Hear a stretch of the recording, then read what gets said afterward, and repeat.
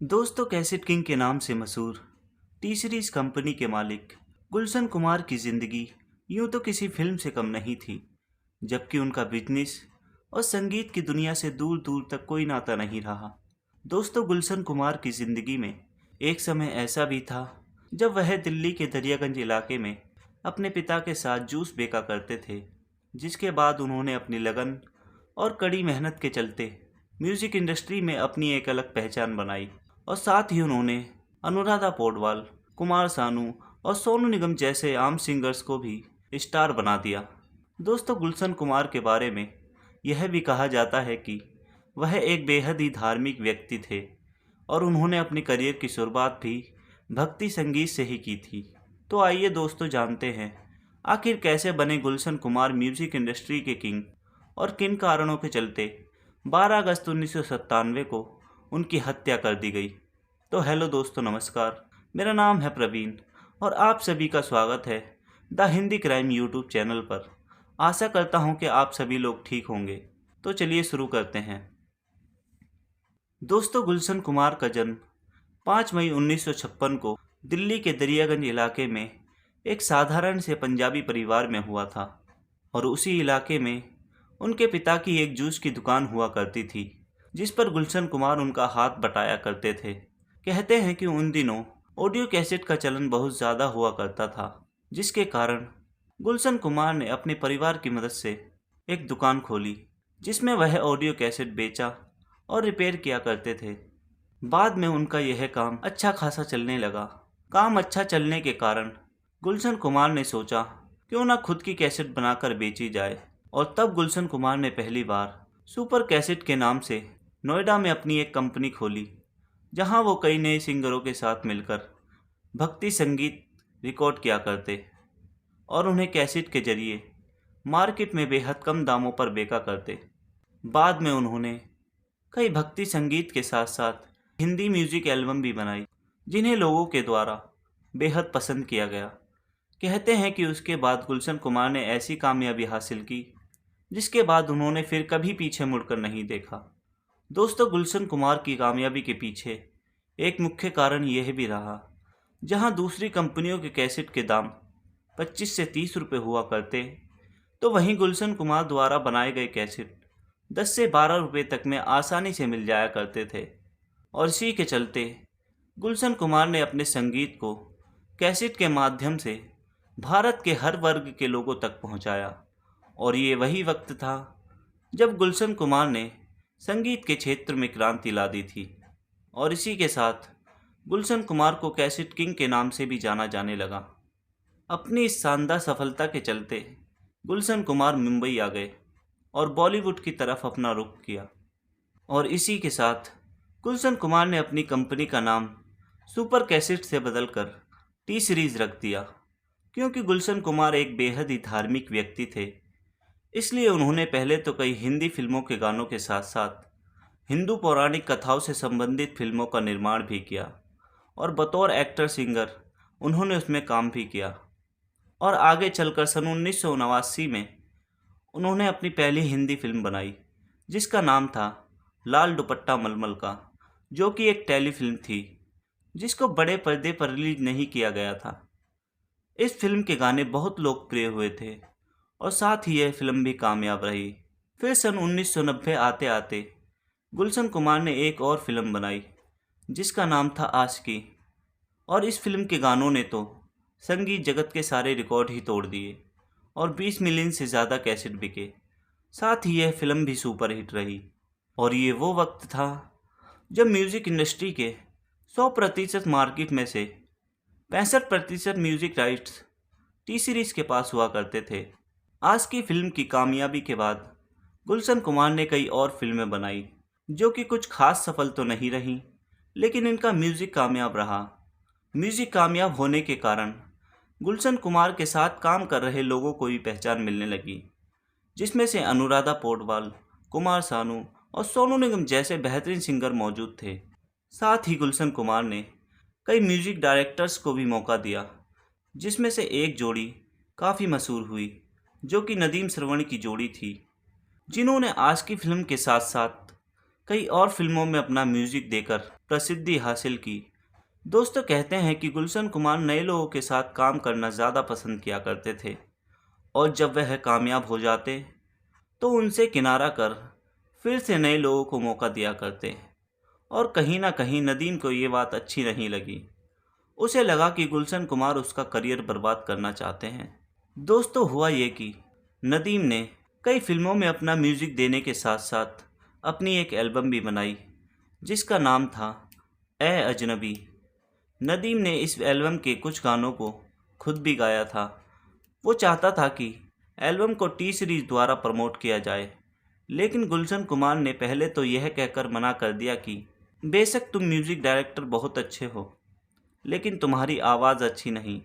बाद में music industry में इतने सालों का साथ होने के कारण वो मान गए और एल्बम के कुछ गानों को प्रमोट भी किया, लेकिन वो गाने फ्लॉप रहे, जिसके चलते गुलशन कुमार का नुकसान भी हुआ। वहीं नदीम को लगा कि उनके गानों को सही से प्रमोट नहीं किया गया, जिसके कारण वह फ्लॉप हो गए। उसके बाद नदीम ने एल्बम के बाकी गानों को प्रमोट करने के लिए गुलशन कुमार पर दबाव डाला, लेकिन गुलशन कुमार ने इस बार एल्बम के बाकी गानों को प्रमोट करने से साफ मना कर दिया और इसी के कारण दोनों के रिश्तों में कड़वाहट आ गई। क्योंकि नदीम श्रवण भी म्यूज़िक इंडस्ट्री के कामयाब म्यूज़िक डायरेक्टर बन चुके थे, इसलिए गुलशन कुमार ने उनसे भी किनारा करना शुरू कर दिया और बाद में उन्हें अपनी फिल्मों में काम देने के साथ साथ जिन फिल्मों में वह म्यूज़िक दिया करते उन फिल्मों के म्यूज़िक राइट्स लेना भी बंद कर दिया। क्योंकि म्यूज़िक इंडस्ट्री में 65% मार्केट टी सीरीज़ के पास था, जिसके कारण नदीम को लगा कि अगर मेरे म्यूज़िक राइट्स टी सीरीज़ नहीं लेता है तो मेरा म्यूज़िक ज़्यादा लोगों तक नहीं पहुंच पाएगा। और कहीं ना कहीं नदीम के दिमाग में ये बात घर कर गई और उसे लगा कि गुलशन कुमार उसका करियर बर्बाद करना चाहते हैं। दोस्तों 90 का दशक एक ऐसा समय था जब पूरे बॉलीवुड में अंडरवर्ल्ड का खौफ हुआ करता था, जो कि लोगों से प्रोटेक्शन के नाम पे जबरन वसूली किया करते थे। यहाँ तक कि किसको फिल्म में लेना है या किसको फिल्म से हटाना है ये भी अंडरवर्ल्ड द्वारा ही तय किया जाता, और जो भी इन्हें पैसे देने से मना करता या उनकी बात नहीं मानता तो उसकी हत्या कर दी जाती। कहा जाता है कि नदीम के भी अंडरवर्ल्ड के लोगों के साथ अच्छे रिश्ते थे, ख़ास तौर पर दाऊद इब्राहिम के छोटे भाई अनीस इब्राहिम और अबू सलीम के साथ, क्योंकि गुलशन कुमार भी उस समय म्यूज़िक इंडस्ट्री का एक बड़ा नाम बन चुके थे। इसलिए उनके पास भी 5 अगस्त 1997 को अंडरवर्ल्ड से एक कॉल आया जो कि अबू सलीम का था। अबू सलीम ने गुलशन कुमार से 10 खोके यानी 10 करोड़ रुपए की मांग की और साथ ही उसने यह भी कहा कि तुम नदीम की एल्बम को सही से प्रमोट क्यों नहीं कर रहे। तब गुलशन कुमार ने कहा कि मैंने नदीम को पहले ही मना किया था कि ये गाने नहीं चलेंगे, लेकिन वो नहीं माना और अब मैं भी इसे प्रमोट नहीं कर सकता। फिर भी अबू सलीम ने गुलशन कुमार पर दबाव डालते हुए एल्बम को प्रमोट करने के लिए कहा और साथ ही उन्हें जान से मारने की धमकी भी दी। इस बात से परेशान होकर गुलशन कुमार ने यह बात अपने छोटे भाई किशन कुमार को बताई। किशन कुमार ने उन्हें पुलिस के पास जाने की सलाह दी, लेकिन गुलशन कुमार ने सोचा क्यों पुलिस के पास जाकर इस मुसीबत को और बढ़ाया जाए। हालांकि इससे पहले भी अंडरवर्ल्ड द्वारा गुलशन कुमार से उनकी जान की सलामती के लिए पैसे मांगे गए थे। ये रिकॉर्ड पर तो नहीं है, लेकिन कहा जाता है कि गुलशन कुमार ने पैसे दे भी दिए थे। उसके बाद 8 अगस्त 1997 को दोबारा कॉल आया और अबू सलीम ने कहा, ना तो तुमने अभी तक पैसे दिए और ना ही तुम पुलिस के पास गए। लगता है कि तुम अंडरवर्ल्ड को कुछ ज़्यादा ही हल्के में ले रहे हो। अब अपनी मौत के जिम्मेदार तुम खुद होगे। तब गुलशन कुमार ने कहा कि तुम्हें इतने पैसे देने से अच्छा है कि मैं इन पैसों का वैष्णो देवी मंदिर में भंडारा करा दूं। दोस्तों कहा जाता है कि गुलशन कुमार जब भी मुंबई में हुआ करते तो पास ही के जितेश्वर महादेव मंदिर में सुबह शाम 2 टाइम जरूर जाया करते थे।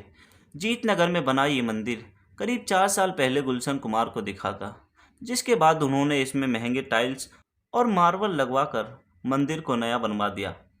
क्योंकि 12 अगस्त 1997 को भी गुलशन कुमार मुंबई में ही मौजूद थे, और उस दिन उनके गार्ड की तबीयत खराब होने के कारण वह छुट्टी पर था।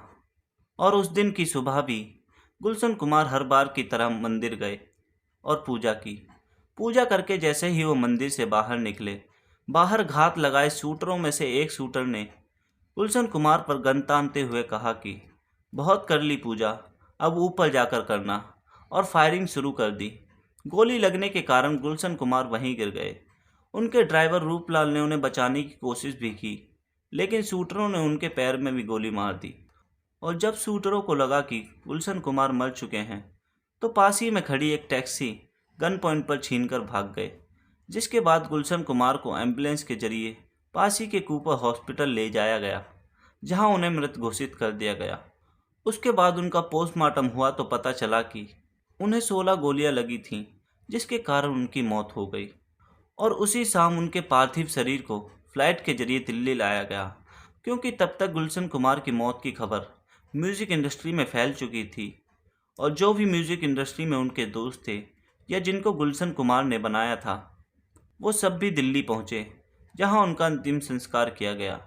लेकिन इन सब में एक नाम मिसिंग था, जो कि नदीम था, क्योंकि वो तब तक देश छोड़कर लंदन भाग चुका था।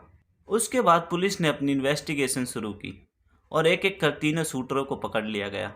जिसके बाद पूछताछ में पता चला कि गुलशन कुमार की हत्या की प्लानिंग मई 1997 को दुबई में दाऊद इब्राहिम के छोटे भाई अनीस इब्राहिम के दफ्तर में हुई थी, जहां अनीस इब्राहिम, अबू सलीम और कय्यूम नाम के एक गैंगस्टर के बीच एक मीटिंग हुई।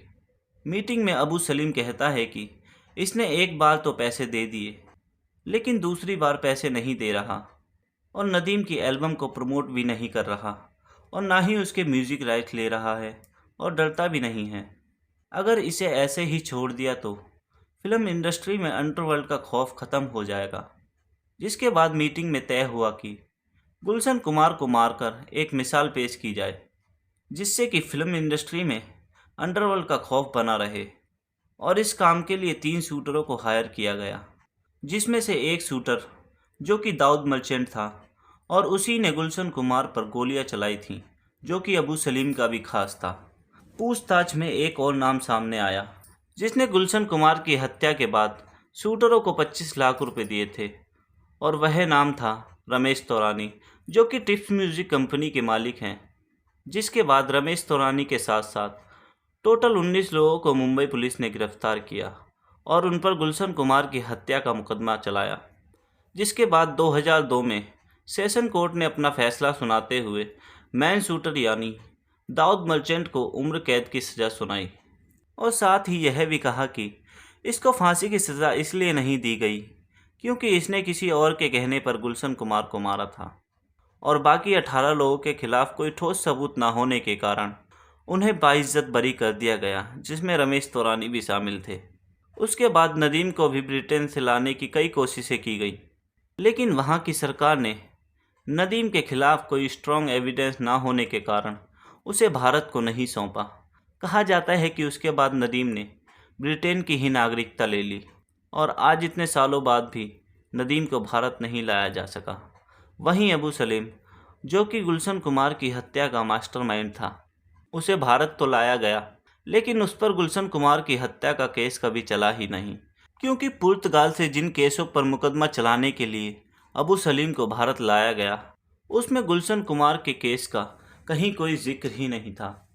दोस्तों, कुल मिलाकर गुलशन कुमार हत्याकांड में मैन शूटर को ही सज़ा मिली, और इसी के साथ म्यूज़िक इंडस्ट्री का एक बेहतरीन सितारा हमेशा हमेशा के लिए हमसे दूर कर दिया गया।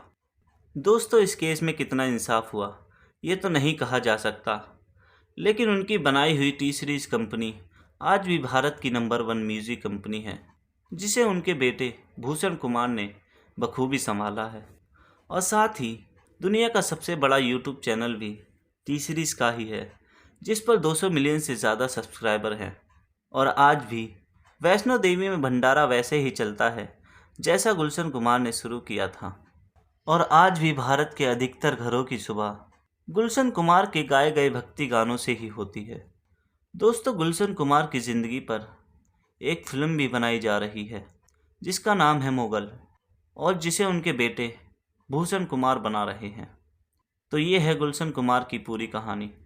दोस्तों, अगर आपको इस वीडियो में दी गई जानकारी अच्छी लगी हो तो वीडियो को लाइक करके चैनल को सब्सक्राइब करें और साथ ही बेल के आइकन को ऑल पर कर लें, जिससे कि हमारे आने वाली वीडियो की जानकारी आपको सबसे पहले मिले। और साथ ही इस वीडियो को ज़्यादा से ज़्यादा शेयर भी करें। तो दोस्तों, आज की वीडियो में बस इतना ही। मिलते हैं एक और नई वीडियो के साथ। तब तक के लिए जय हिंद, जय भारत।